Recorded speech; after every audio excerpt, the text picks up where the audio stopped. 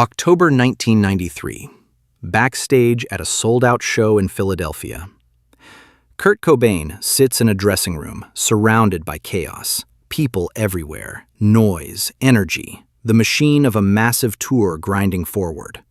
A roadie named Mike, who knew Kurt when nobody knew Kurt, stands in the doorway watching him. Something's wrong.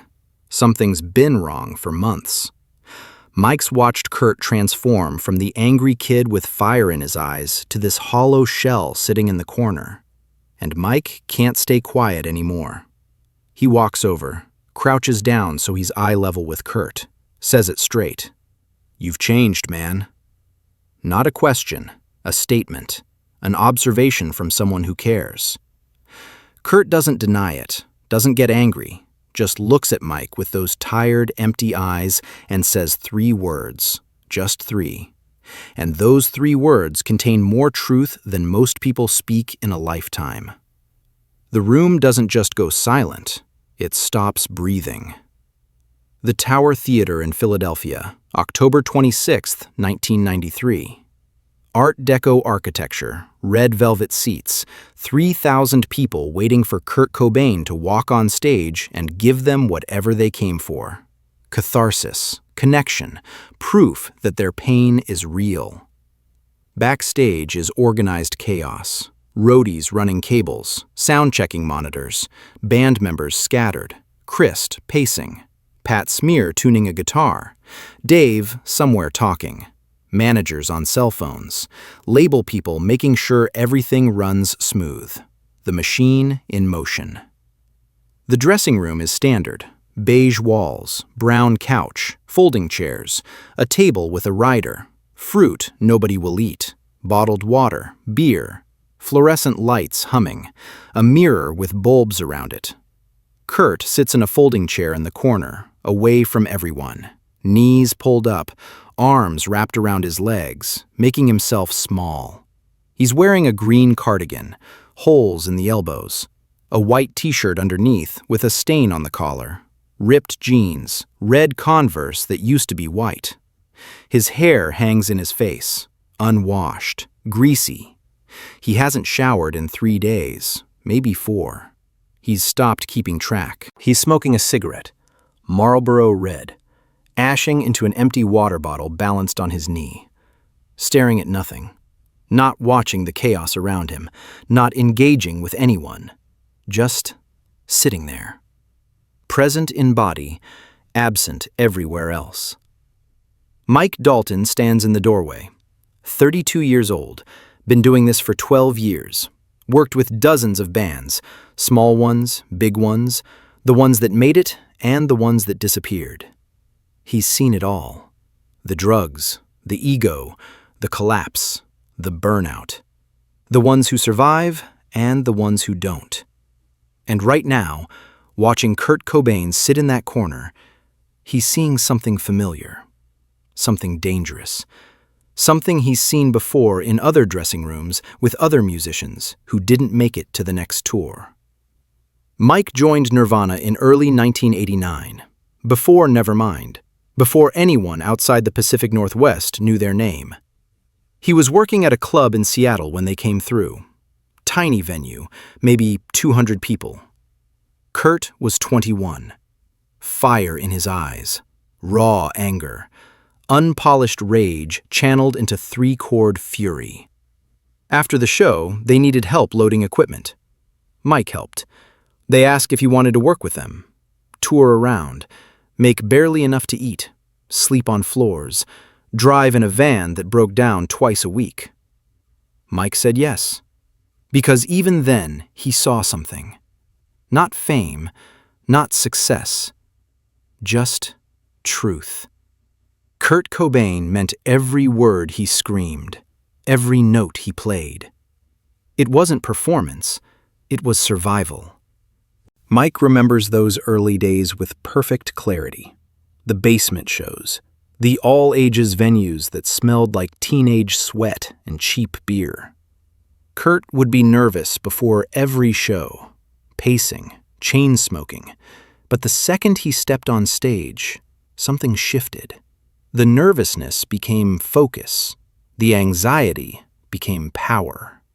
He'd attack the guitar like it owed him something, scream lyrics like he was exorcising demons. And after the show, when they'd load out at 2 a.m., Kurt would be different, lighter, like he'd left something on that stage, something he didn't want to carry anymore. They'd drive through the night to the next city, Kurt in the back of the van, writing lyrics in a notebook by flashlight. Sometimes he'd read them out loud, ask what Mike thought, not because he needed approval, just because he trusted Mike's opinion, because Mike didn't want anything from him except honest work, didn't see Kurt as a meal ticket or a career move, just saw a kid trying to turn pain into something beautiful. Mike remembers the exact moment things started changing. November 1991, right after Nevermind dropped. They were in a mall in Minneapolis, needed to buy guitar strings before a show. As they walked through, a group of teenage girls recognized Kurt, started following them, giggling, whispering. One asked for an autograph. Kurt signed it, polite, awkward, but his face went pale. His hands shook slightly as he wrote his name. When they got back to the van, he didn't say anything, just sat there staring out the window. And Mike knew something fundamental had shifted. The fire in Kurt's eyes wasn't burning outward anymore. It was turning inward. 4 years later, everything's different. The venues are bigger. The money is real. The van is a tour bus. The floors are hotel rooms. And Kurt Cobain sits in corners like a man who lost something he can't name. Mike's watched it happen, watched the transformation.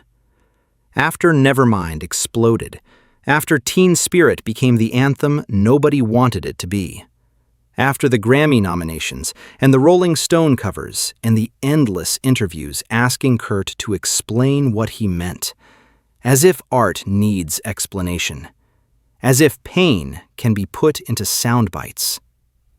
He's watched Kurt retreat, pull inward, stop making eye contact, stop laughing at jokes, stop being present. The fire in his eyes didn't go out. It turned inward, started consuming him from the inside. And Mike's watched everyone around Kurt pretend not to notice. The management who needs the tour to continue, the label who needs the album to sell, the band members who need the checks to clear. Everyone with something to lose if Kurt falls apart. So they don't ask, don't push, don't say the truth out loud. But Mike doesn't have a career riding on this, doesn't have stock options or royalty points. He's just a guy who loads amps and runs cables and remembers when Kurt was a 21-year-old kid who actually smiled sometimes. And he can't watch this anymore. Can't stand in doorways watching someone disappear while everyone pretends everything's fine. So he walks over, weaves through the chaos, past the managers, past the hangers-on, past the industry people treating this like a party. He walks right up to Kurt, crouches down, gets low so he's looking up at Kurt instead of down. Eye level, respectful. The way you approach someone fragile. Kurt. Kurt doesn't look up, just takes a drag from his cigarette.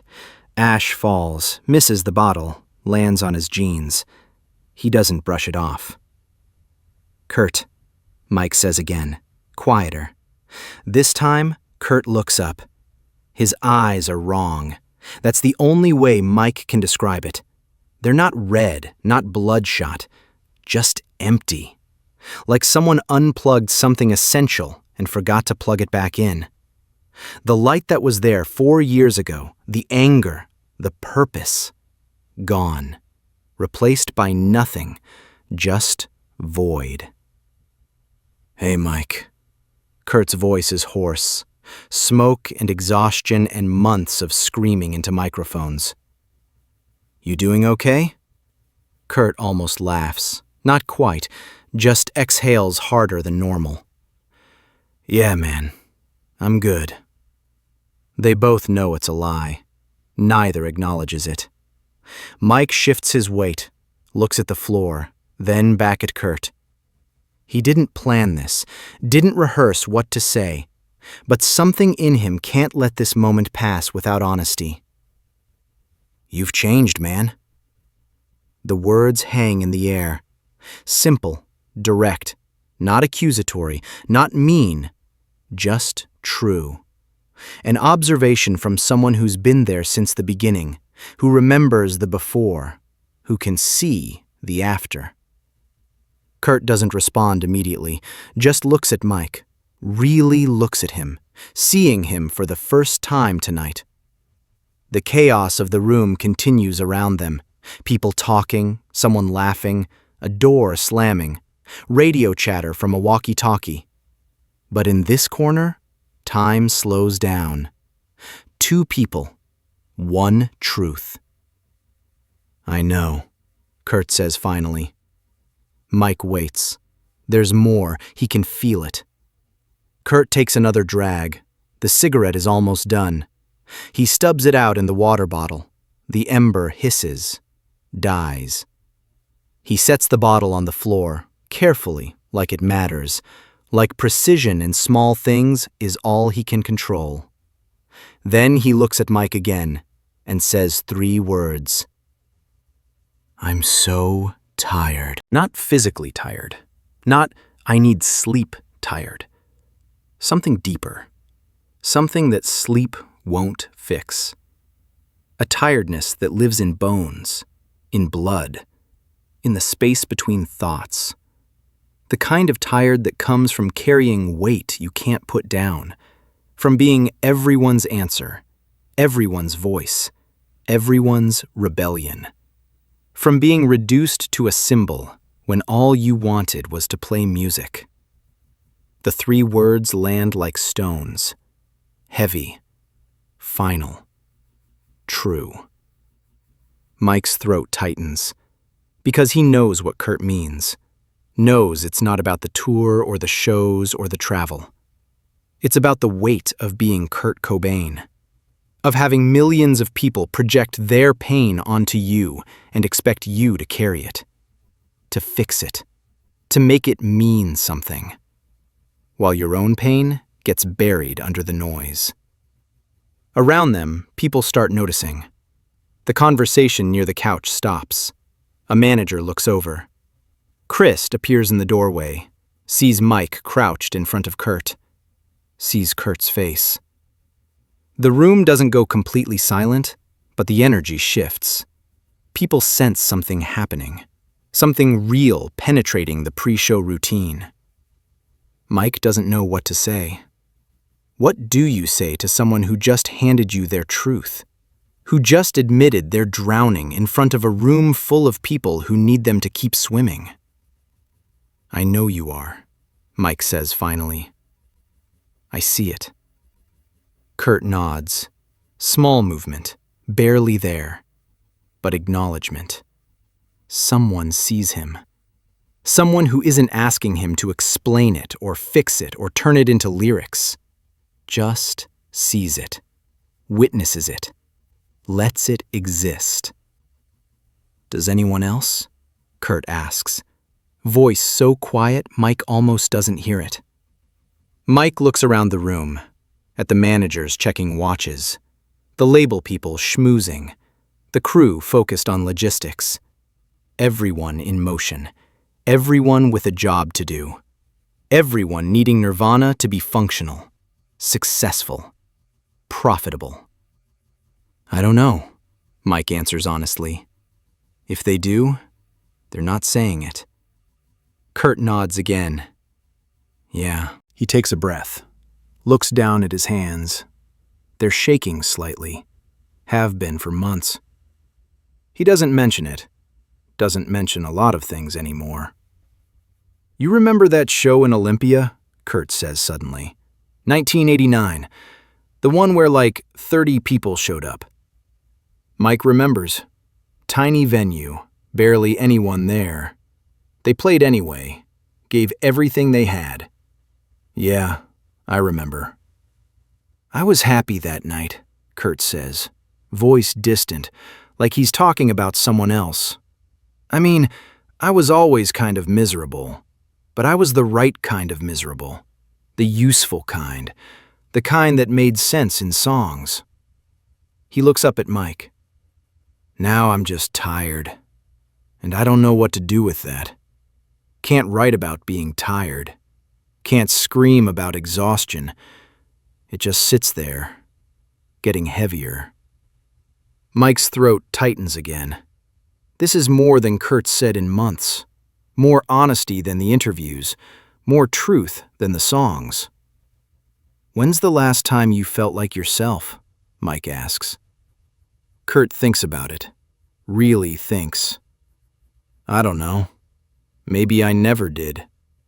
Maybe this is just what happens when you get everything you thought you wanted and realize it wasn't what you needed. Silence settles between them. Not awkward, just heavy.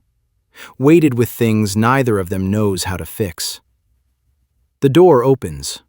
A production manager pokes his head in. 15 minutes. The spell breaks.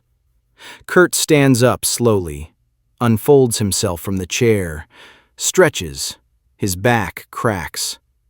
He's 26 years old, moves like he's 50. Mike stands too. They're face to face now. Same height, eye to eye. Thanks for saying something, Kurt says.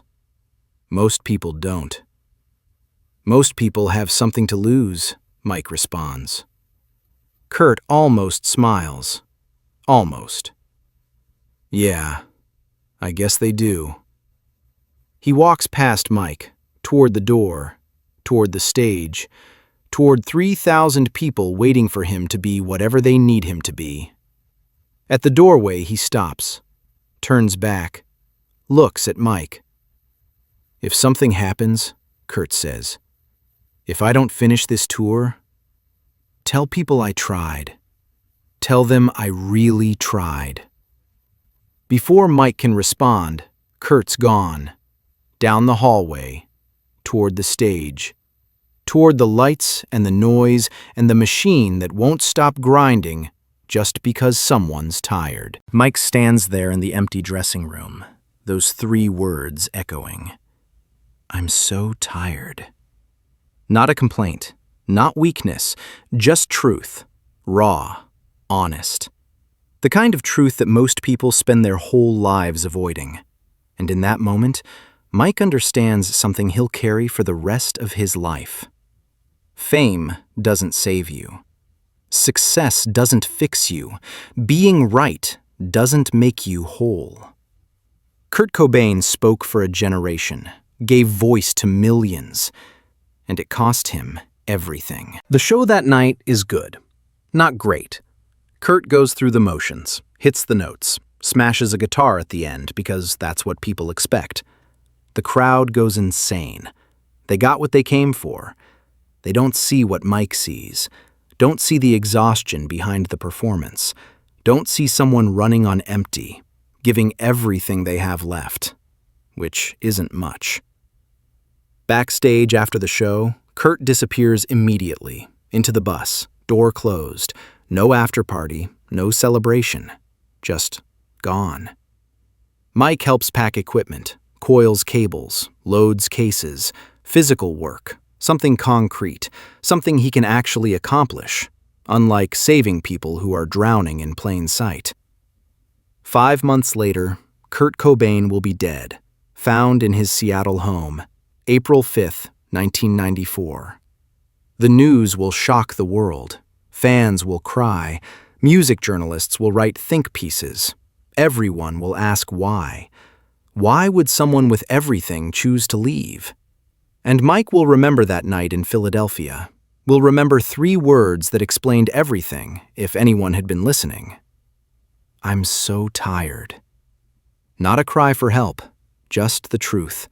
The simple, devastating truth that sometimes being everyone's answer means you can't find your own. That carrying everyone's pain means drowning in your own. That fame amplifies everything except the things that actually matter. Connection, peace, the ability to just be human without the weight of a million expectations. Mike will tell this story years later, in interviews, to people making documentaries, to young musicians who think fame will fix them, and he'll always end it the same way, with a question he wishes he'd asked that night in Philadelphia. What do you need? Not what does the tour need, not what does the label need. What do you need? But he didn't ask.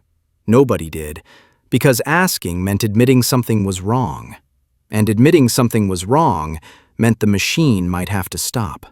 So the machine kept grinding, and Kurt kept getting smaller, until he disappeared completely. 3 words in a dressing room: I'm so tired. The truest thing Kurt Cobain ever said, not in a song, not in an interview, just to a roadie who knew him when nobody knew him, who saw him changing, who cared enough to say it, and who will carry those 3 words like a stone for the rest of his life. A reminder that sometimes the bravest thing someone can do is admit they're not okay. And sometimes the cruelest thing we can do is hear that truth and do nothing. The show must go on, that's what they say, but nobody asks what it costs.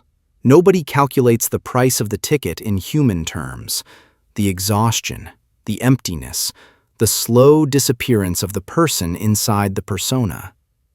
Kurt Cobain paid that price, paid it fully, paid it until there was nothing left to give, and all anyone had to do was listen. Really listen. When he said 3 simple words, I'm so tired.